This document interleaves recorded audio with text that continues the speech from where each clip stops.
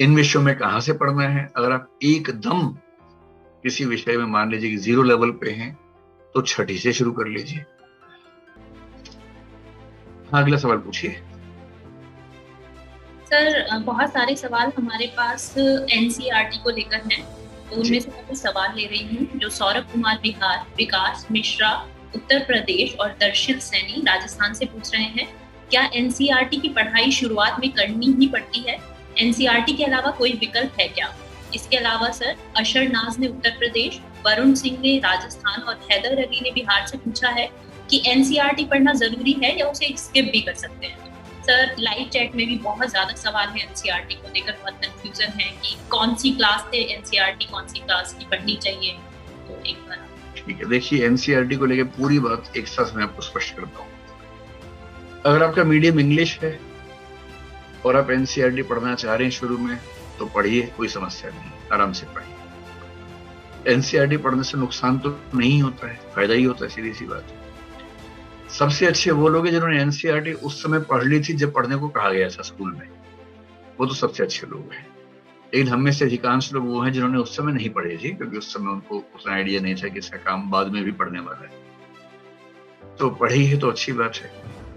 अगर आप तैयारी शुरू कर रहे हैं, अभी ग्रेजुएशन फर्स्ट ईयर में हैं या 11वीं 12वीं क्लास में हैं, शुरुआत ही कर रहे हैं, तो ठीक है, 6 महीने एनसीईआरटी पढ़ लीजिए, अच्छा रहेगा, इसमें कोई दिक्कत नहीं।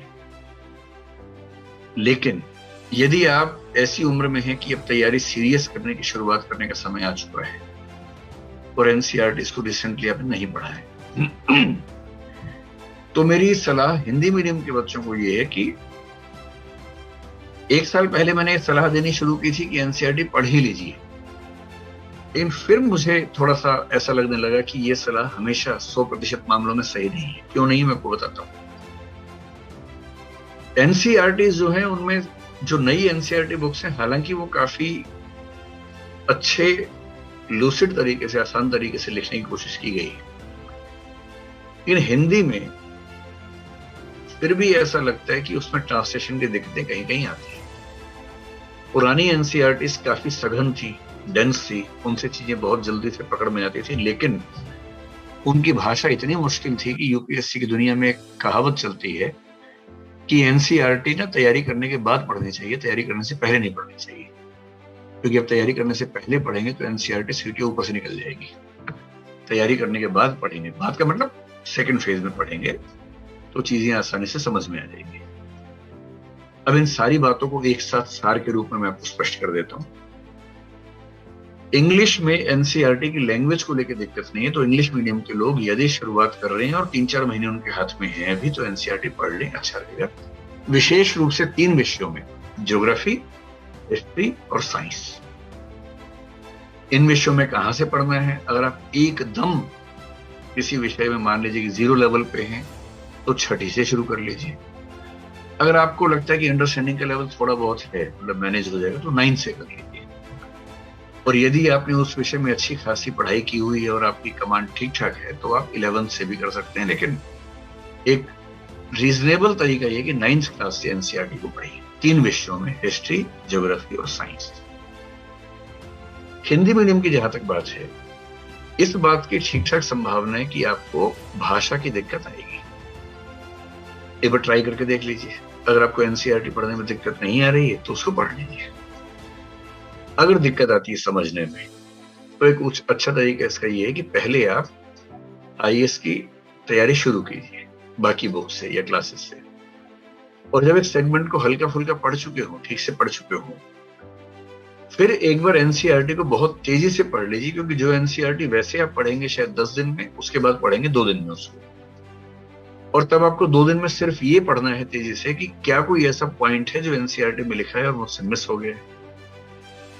मेरी व्यक्तिगत राय ये है कि ये तरीका हिंदी मीडियम में ज्यादा सहज है कि पहले एक बेसिक तैयारी कर लीजिए, उसके बाद एनसीईआरटी को देख लीजिए। एग्जाम में जाने से पहले एक नजर देखने में दिक्कत नहीं है।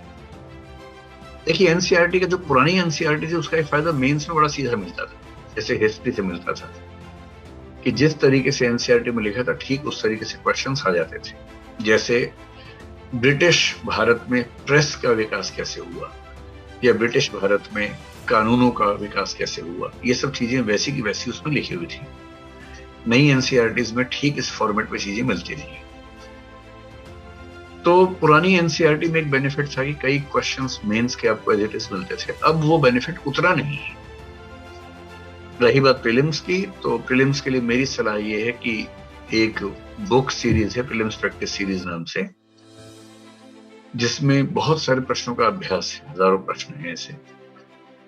एनसीईआरटी के लिए भी प्रश्नों की सीरीज आजकल उपलब्ध है, हम भी निकालते हैं और भी लोग निकालते हैं, बहुत सारे पब्लिकेशंस निकालते हैं। मेरे ख्याल से एनसीईआरटी के जितने क्वेश्चंस हैं हर चैप्टर के हिसाब से, अगर आप उन सब का ठीक से अभ्यास कर लें, उनकी व्याख्याओं को ठीक से पढ़ लें, तो एक बेसिक आइडिया आपको एनसीईआरटी का हो जाएगा। और फिर आपको ये चिंता कम रहेगी कि एनसीईआरटी आपकी उतने अच्छे से नहीं पढ़ी। तो पूरी बात का सार अगर एक वाक्य में कहना हो तो ये है कि एनसीईआरटी पढ़ चुके हैं तो बहुत अच्छी बात है, नहीं पढ़ी है और उसको पढ़ने में दुविधा लगती है तो शुरुआत में उसको छोड़ के आगे बढ़ सकते हैं, चिंता मत कीजिए। नहीं पढ़ी है और आप चाहते हैं कि 3 महीने या 6 महीने उसको पढ़ लूं, उसके बाद ही उतरूं इस युद्ध के मैदान में, तो वो भी ठीक है, आप ऐसा भी कर सकते हैं। इसको लेके बहुत तनाव लेने की जरूरत नहीं है।